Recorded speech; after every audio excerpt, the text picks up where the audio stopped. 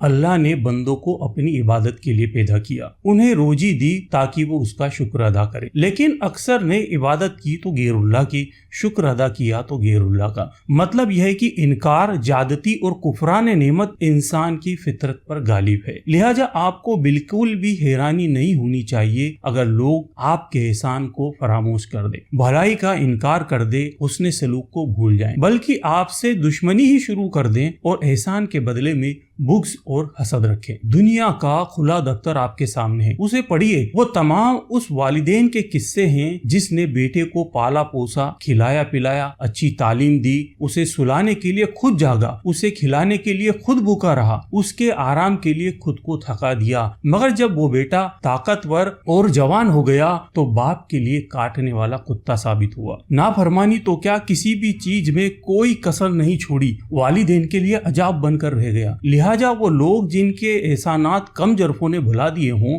وہ پریشان نہ ہو، ان کے لیے خوشخبری ہے، ایسی ہستی کی طرف سے انعام کے مستحق بنیں گے جس کے خزانے کبھی خالی نہیں ہوتے۔ اس کا مطلب یہ نہیں ہے کہ احسان و حسن سلوک کرنا چھوڑ دیں، بلکہ یہ ہے کہ آپ نیکی کر دریا میں ڈال کے خود کو عادی بنا لیں۔ کفران نعمت پر رنجیدہ مایوس نہ ہو، بھلائی کے کام کریں، ایسا کریں گے تو آپ ہر حال میں کامیاب ہوں گے، آپ کو کسی کی ناشکری سے کوئی نقصان نہ ہوگا، آپ احسان کرنے والے ہوں گے، آپ کا ہاتھ اونچا ہوگا جو نیچلے ہاتھ سے بہتر ہوتا ہے۔ اللہ نے قرآن میں کہا کہ ان سے کہہ دو کہ ہم تمہیں اللہ کے لیے کھلاتے ہیں، تم سے بدلے اور شکر کی تمنا نہیں کرتے۔ عام لوگوں میں انکار و ناشکری کی عادت ہوتی ہے، لیکن بہت سے علم رکھنے والے بھی بھول جاتے ہیں جیسے انہوں نے ناشکروں کے سلسلے میں اللہ کی آیات ہی نہ سنی ہو۔ اللہ نے فرمایا کہ جب انسان کو کوئی تکلیف پہنچتی ہے تو ہمیں پکارتا ہے، لیٹے بھی، بیٹھے بھی اور کھڑے بھی، پھر جب ہم اس کی تکلیف اس سے ہٹا دیتے ہیں تو ایسا ہو جاتا ہے کہ جیسے اس نے اپنی تکلیف کے لیے کبھی ہمیں پکارا ہی نہ تھا۔ ان حد سے گزرنے والوں کے اعمال ان کے لیے خوشنما بنا دیے گئے ہیں۔ آپ پریشان نہ ہو اگر کسی کمجرف کو قلم دے دے جو اس سے آپ کے ہی خلاف برا لکھنے لگے، یا اگر کسی جاہل کو ڈنڈا تھما دیا جس سے اس نے آپ کا ہی سر پھوڑ دیا۔